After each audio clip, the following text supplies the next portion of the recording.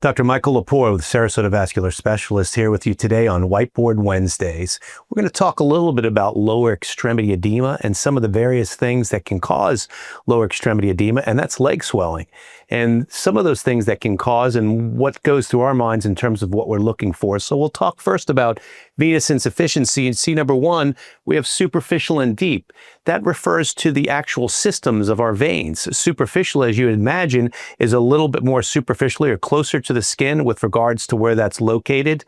And the deep system is just that, it's deeper in the leg. The deep system really is the workhorse system that handles most of the flow coming out of the legs. And the superficial is part of the system, for instance, the saphenous vein that runs on the inner aspect of our thigh that we use for bypasses and the cardiac surgeons use for bypasses. But sometimes that vein can become very enlarged, and when it becomes enlarged, the valves aren't functioning normally, and there's a back pressure in a downward way that can cause symptomatic varicose veins to come off of those, but can also cause some leg swelling. So that's something that we look for.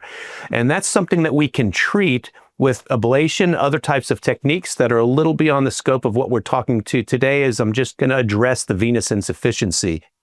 The deep venous insufficiency is exactly that. We have these valves in our veins that are supposed to be one-way valves. Heart pumps, blood flows through the arteries, trying to make it back up through gravity, up to the heart. The valves open with each push, and then in that split second that the heart's filling, gravity tries to bring the flow back down, the valves should close, and the flow should stay there almost like a standing column of blood. Well, imagine 60, 80 beats a minute, which is typical, 60 minutes an hour, and other than when we're laying down and our legs are up, our legs are down most of the time. So that accumulates over the day, and ultimately gravity makes the flow settle down at the lowest portions in our body, and that's towards the ankles. That causes the swelling. Thrombophlebitis is clot or blood clot, and that can happen in the two systems, the superficial system, which we just talked about. Typically, that's pretty self-limiting, can just be treated with some aspirin and compression and maybe some non-steroidal anti-inflammatory Advil Motrin type of medications. Or the deep system, which is the more dangerous. Those are blood clots that can occur. That's a DVT, and those DVTs can then flip up to the lungs, and that's called a pulmonary embolism. That can be life-threatening. So these are things we would like to address. The thing is that these clots damage these valves that we talked about in the veins, and it can pin them up against the wall or just make them not function normally.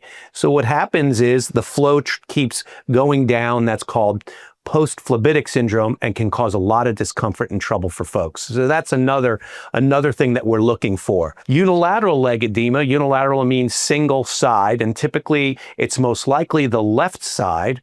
And there is something called May-Thurner disease, which is where in our bodies, the vena cava runs on the right and the aorta runs on the left. They run together through our abdomen, and where they cross over, the right common iliac artery crosses over the left common iliac vein, it can compress it and cause a narrowing, which causes a back pressure, which then in turn can be that the whole left leg is swollen. And we look for that if we see single leg swelling, specifically left leg. And then there are just some other causes. They can be cardiac, meaning congestive heart failure. The heart's not working so well, pumping out, or the heart gets stiff over time. So there's a back pressure that's pushing the flow down and can cause some generalized swelling. And we see that as pulsatility in the veins on a venous duplex, or valve disease, meaning the heart valves aren't closing the way they're supposed to. And when the heart pumps, it jets out flow that then goes down and reverberates all through the venous system into the legs, and we'll see it like that as well. And then multifactorial I put here, which basically means it could be a host of other things. Somebody can be malnourished, so their protein stores aren't high, they have generalized swelling,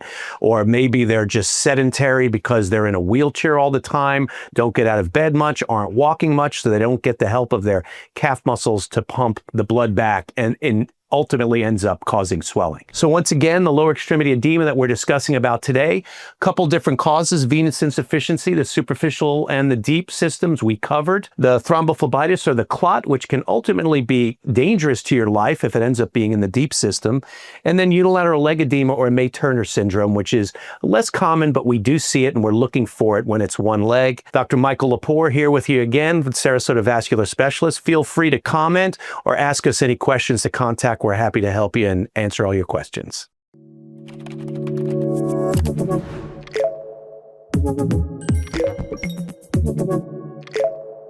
Thank you.